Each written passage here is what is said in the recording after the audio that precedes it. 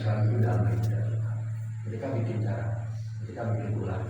Karena memang sudah digariskan, mereka itu tidak suka kalau kalian mendapatkan kebaikan. Kebaikan itu kan berupa rahmat Allah kan. Kebaikan itu bisa berupa rezeki yang banyak, melimpahnya rezeki, bisa melimpahnya kedamaian, bisa harmonis dengan sesama manusia. Itu mereka tidak suka. Nah, ini ayat untuk memotivasi kita bahwa kita ini harus mempertahankan kebaikan yang Allah berikan kepada kita. Jadi kalau melihat sejarah Nabi itu, bagaimana sahabat itu satu komando, bisa wujud, bisa rukun. Arab itu kan bersuku-suku, dan seluruh suku di Arab itu suku yang suka berperang, merampok, penyelesaian persoalannya dengan membunuh, itu terbiasa. Ketika Nabi Muhammad menjadi seorang pimpinan, bayangkan ada satu episode Nabi Muhammad menaklukkan kota Mekah, namanya Futuh Mekah. Jadi Nabi membawa pasukan 12.000 dari Madinah menaklukkan kota Mekah.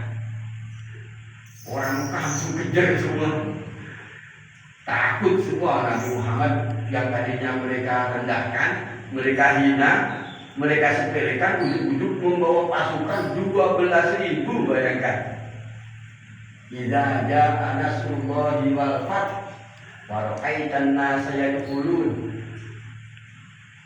Bayangkan Nabi Muhammad datang, kemudian orang Arab karena saking takutnya semuanya berbondong-bondong masuk Islam. Aku aja berbondong-bondong. Jadi Nabi Muhammad berhasil menyatukan kelompok-kelompok di Arab, suku-suku di Arab yang tadinya suka berperang, menaklukkan kota Mekah tanpa satu pun darah menetes. Tidak ada darah menetes, tidak ada darah tertumpah.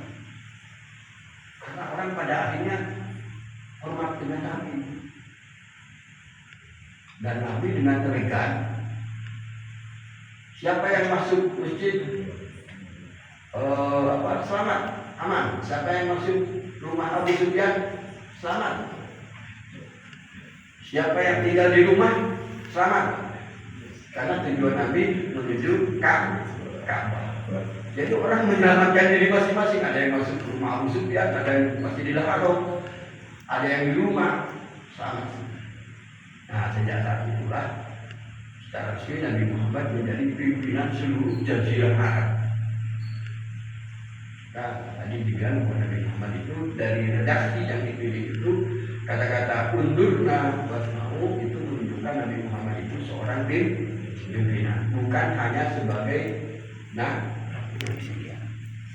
Jadi ini Al-Quran tidak bermaksud kalian menyalahkan Ahlul Kitab orang musyrik, karena memang mereka orang musyrik, orang kafir. Tidak mungkin mereka rela dengan orang-orang beriman. Tetapi maksudnya bagaimana kita mempertahankan kebaikan yang tidak Allah berikan kepada kita. Negeri yang kaya raya itu negeri mana? Pasti negeri orang-orang beriman. Yang punya minyak Arab, yang punya emas berlian Afrika Muslim. Coba, berarti kan mereka orang-orang beriman itu sudah Allah melimpahkan kebaikan banyak, coba. Sudah banyak diberi kebaikan. Maka kewajiban kita orang beriman itu mempertahankan kebaikan yang sudah Allah berikan kepada kita. Itu maksudnya. Jangan suka sedikit-sedikit menyalahkan orang lain untuk menutupi kelemahan kita. Kan penyakitnya kan itu. Kita ini sudah banyak mendapatkan kebaikan dari Allah, tapi tidak mau bersyukur. Cara bersyukur apa? Mempertahankan.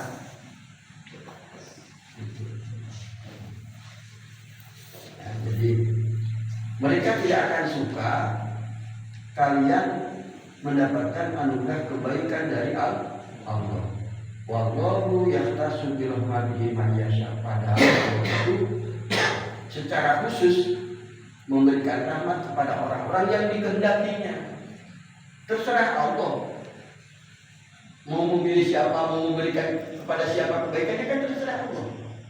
Maka maklumnya juga dari ayat ini bahwa kalau ada orang-orang lain yang mendapatkan kebaikan dari Allah, jangan kemudian kita juga membenci. Paham ya? Jadi kebaikan itu mayasaknya Allah, itu bagian dari kehendaknya Allah. Tidak bisa kita mendikte, ya Allah jangan kasih dia kan orangnya begini. Masa dikasih kebaikan, nah, ternyata Allah berikan ke dia, apa enggak loro hati, ya kan? Jadi kalau ada tetangga, ada saudara yang mendapatkan kebaikan, lebih baik kita bersyukur alhamdulillah. Alhamdulillah. Duit tonggo kok pemain apik, gitu. Yo kapan-kapan sonjile ibu kondangan. Kan ada lebih baik itu. Punya tangga, punya kulkas besar, yo, alhamdulillah kulkasnya besar. Gue nitip es bulan puasa. Jadi jangan kemudian gara-gara kebaikan yang tidak kita terima tapi Allah berikan ke orang lain menjadikan hati kita hasud. Kita yang sakit, kita yang beli ya. Tetangga yang beli mobil, kita yang sakit. Kadang di antara saudara juga begitu. Di antara saudara punya adik, kok ponakan-ponakanku malah pinter-pinter, mana aku kok budu-budu bapaknya. Terus hasud terhadap saudaranya yang punya anaknya pinter-pinter, kan? Itu biasanya Allah. Bisa jadi anak kita mungkin tidak terlalu pintar tapi lebih sukses, kan bisa.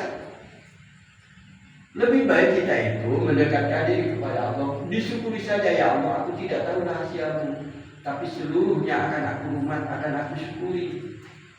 Tidak tahu masa depan kita. Jadi kadang Allah mencontohkan ini dari orang-orang Yahudi. Tapi kita harus memahami ayat ini maknanya kemana larinya. Ya? Ayat ini larinya sebenarnya untuk introspeksi kita bahwa jangan juga kita seperti mereka membenci orang lain gara-gara Allah berikan kebaikan kepadanya. Gitu. Jangan malah memprovokasi.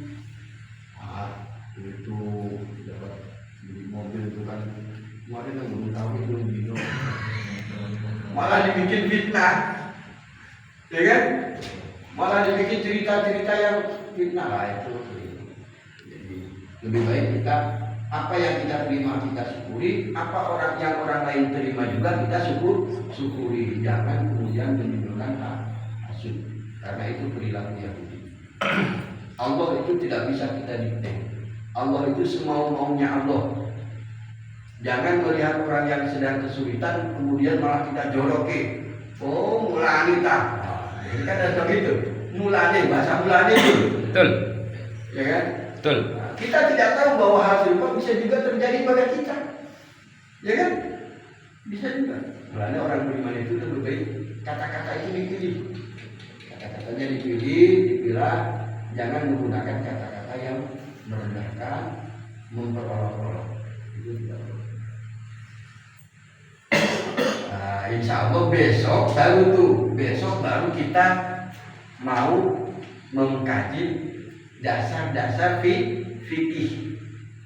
Sudah 105 baru. Manan sa'in ayatin au nunjiha na'ti bi khairin minha. Jadi Al-Quran lebih banyak mengupas tentang etika, tentang akhlak, tentang ilmu pengetahuan, tentang sejarah, fikih, sedikit sekali. Bahkan ada yang bilang paling cuma 100 ayat, nggak sampai 100 ayat dan bicara fikih.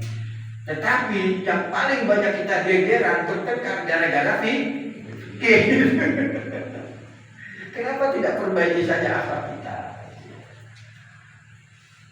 Wallahul muwaffiq ila aqwamit thoriq. Wassalamualaikum warahmatullahi wabarakatuh. Waalaikumsalam.